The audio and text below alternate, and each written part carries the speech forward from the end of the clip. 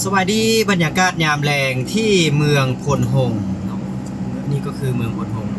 ตอนนี้เราก็ลุกจากสามแยกวงเวียนของเมืองพลหงส์ออกมาจะเดินทางไปทางปากแจ้งเนาะส่วนขั้วปากขยุงทุกคนบรรยากาศยามแรงโอ้คักเลยเนาะนี่ก็จะถ่ายบรรยากาศFC ได้เบิ่งได้ชมได้เห็นเนาะว่าเมืองพลหงส์ยามนี้นี่พัฒนาหลายแล้วว้ยสิเนาะวันนี้ก็คือวันที่หาของเดือนหนึ่งเดี๋ยวได้ทุกคนวันที่หาของเดือนหนึ่ง2026เนาะเบิ่งบรรยากาศยามแรงเมืองพลหงส์พลหงส์พลหอพลแก้วนะสมบรรยากาศไปพร้อมกันเด้อทุกคนเด้อเมืองพลหงส์นี่มีทุ่งนากว้างเด้ออู่เขาอู่น้ำของนครหลวงเวียงจันทน์ก็คือเมืองพลหงส์ยามนี้พัฒนาแหงเด้อ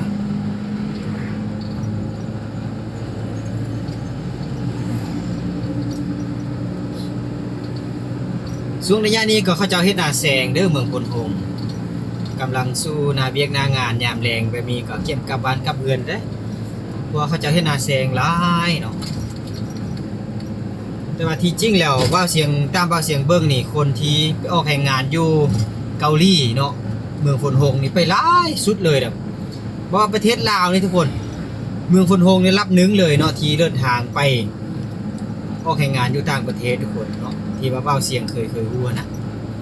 ไปเกาหลีเป็นได้รับหนึ่งเลยแหละเพราะว่าเพิ่นเขาเจ้ามีโครงการเด้มีโครงการแล้วก็มีบริษัทที่นำคนไปแบบถูกต้องอันนี้เนาะทุกคนออกแข่งงานอยู่ต่างประเทศ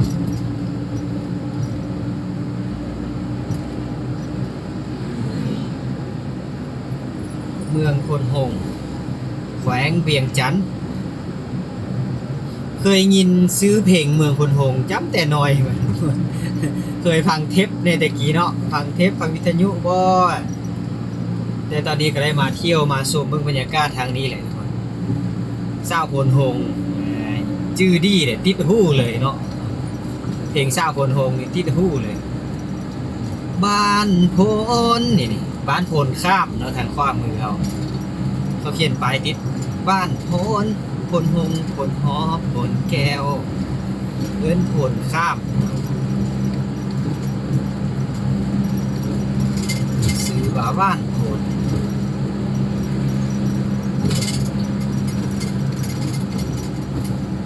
บรรยากาศยามแรง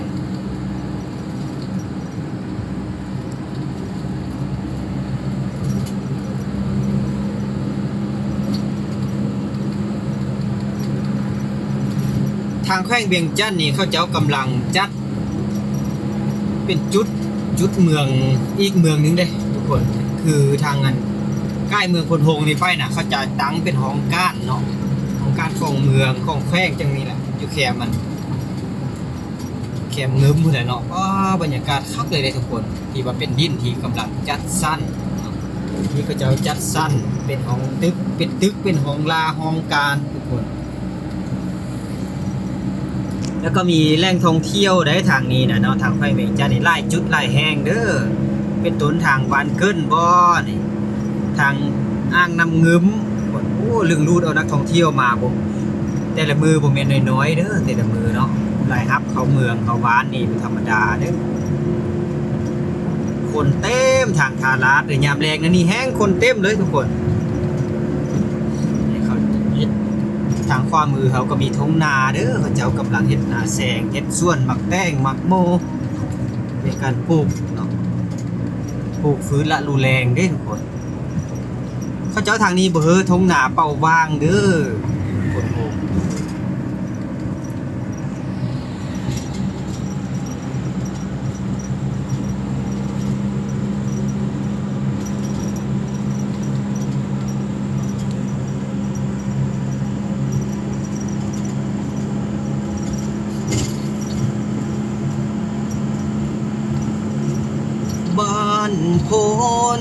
บ้านพลสบาดบ้านพลสบาดบ้านนี้เนาะพลสบาดพลหงส์พลหอ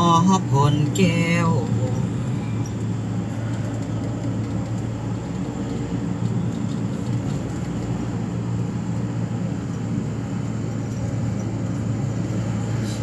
างน้าเฮานี่ก็มีจุดหนึงก็มีอเมซอนเด้อทางน้านี่เนาะเพราะว่า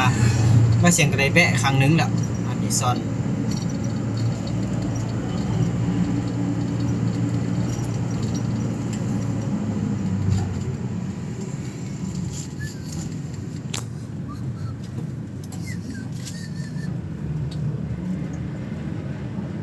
เมืองพลหงส์แขวงเวียงจันทน์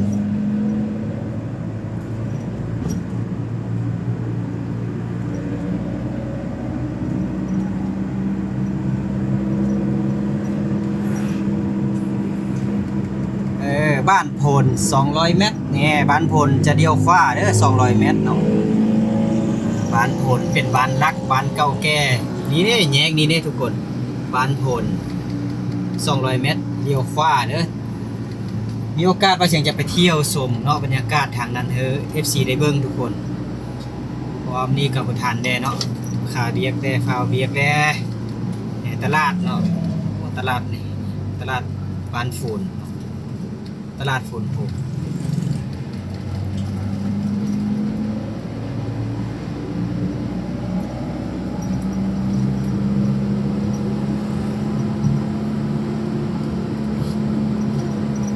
บ้านนาทองใกล้บ้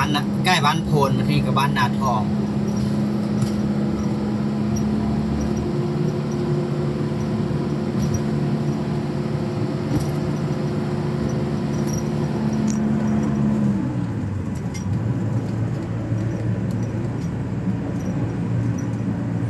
บ้านไหนนี่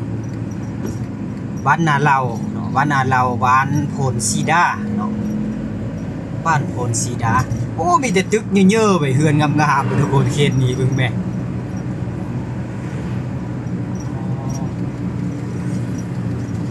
ตั้งงามๆเด้อบ้านโพนทงหนากว้างอีดีเด้อทุกคนโพนทง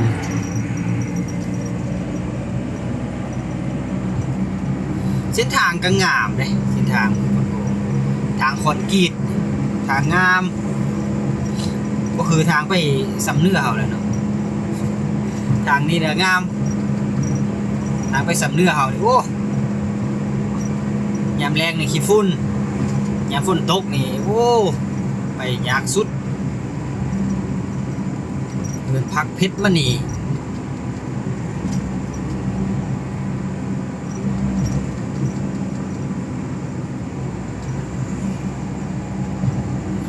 มีแต่ตึกลายแห้งเลยงามเลยทุกคน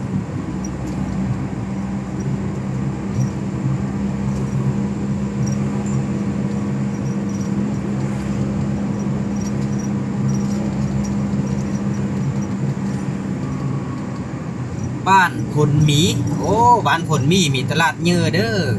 ตลาดขายของกินเยอะได้นี่เดียวทรายเนอนี่มีอาหารการกินโอ้หลายเลยมีโอกาสว่าเสียงจะมาถ่ายคลิปให้เบิ่งเด้อฝุ่นมีเดียวซ้ายนี้เนาะวงเวียนนี่ออกเสื้อทาราดเด้อนี่ออกเสื้อทาราดอันนี้นะออกเสื้อทาราดออกเสื้อเคลื่อนน้ำงึมอ่างน้ำงึมนะทุกคนบ้านพลหมี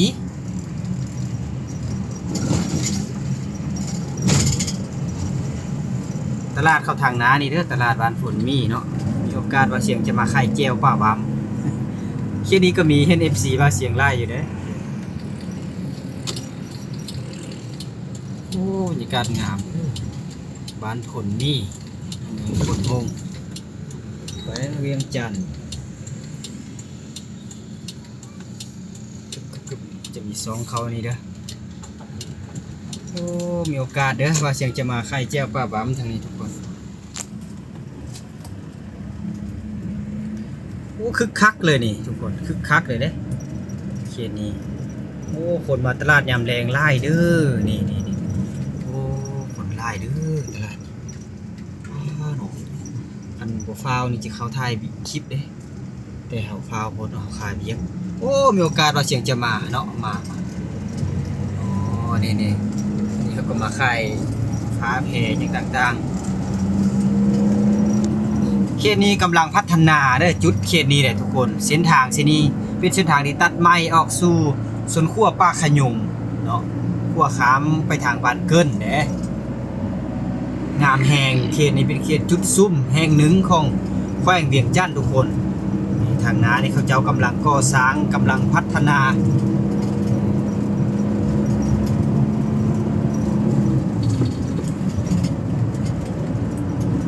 กำลังสร้างเฮือนงามๆนี่โอ้หลายล้านบาทเด้อนี่หลังนี้ตื่มหาปีนี่โอ้คึกคักเลยแหล้วเทเขตนี้เนาะทุกคน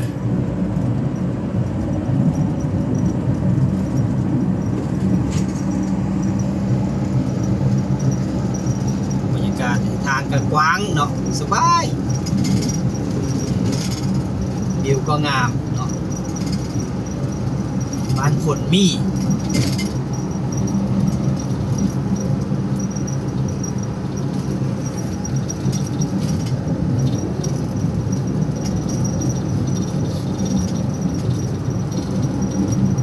โอ้งามเนาะทุกคนสุดยอดเลยวิวบรรยากาศ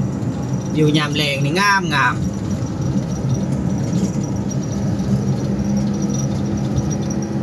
มาตั้งเฮือนงามๆเสือเย็นเนาะ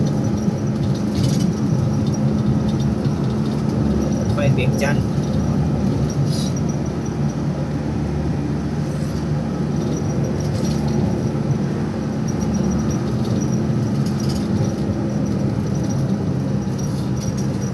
โอ้งามแต่วิวนี่งามแท้เส้นทางก็งามวิวก็งาม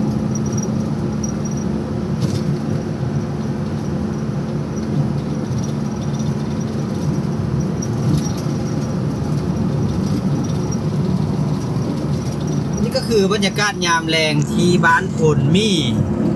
เมืองพลหงส์แขวงเวียงจันทน์เนาะ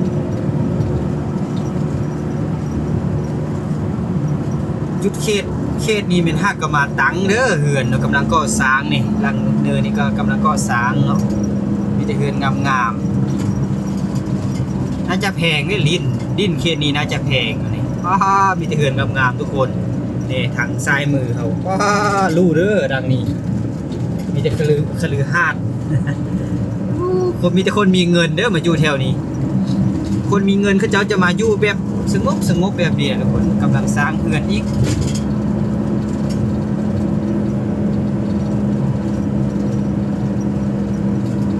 โอ้ลากทางหน้าเฮานี่ก็เก็บจะแล้วเลยเด้นี่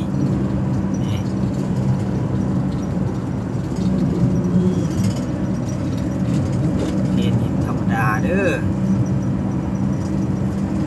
นี่ทางหน้าเฮานี่จะเห็นตึกเห็นห้องก้านเนาะไล่คนทางหน้าตึกไล่ซันอยู่เด้อทางหน้าเขาจะมาพัฒนาเขตนี้แหละเนาะมาซุ่มเสือการพัฒนาแขวงเวียงจันทน์นี่ก็จุดนี้เนาะจุดสำคัญว่าซั่นซะจุดทางราชการเนาะเพราะว่าโครงการต่างๆเขาจะมาตั้งที่นี่น่าจะเป็นลิ้นของรัฐหมดอันนี้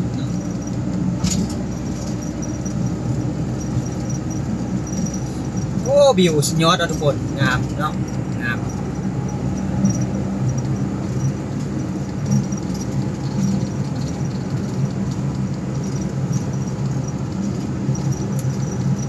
โอ้ยังคนยังโบราณนะมาอยู่เส้นทางนี่แต่ว่าเติมหา6 ปีเนี่ยโอ้คือจะเต็มเลย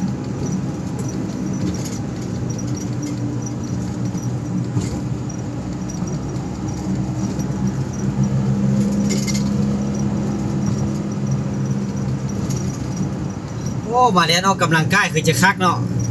เส้นทางนี้เนาะออกกำลังกายสุดยอดเลยแหละแลนเท่านี้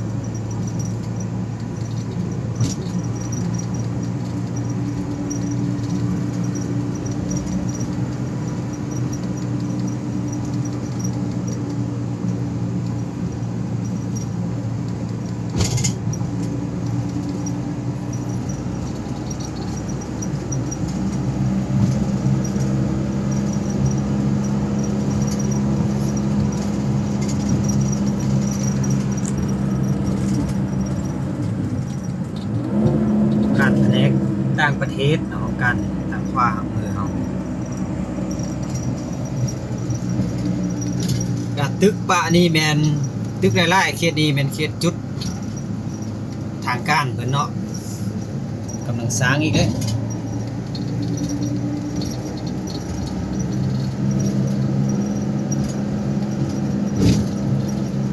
นี่องค์การอัยญาการเขตนี้กัน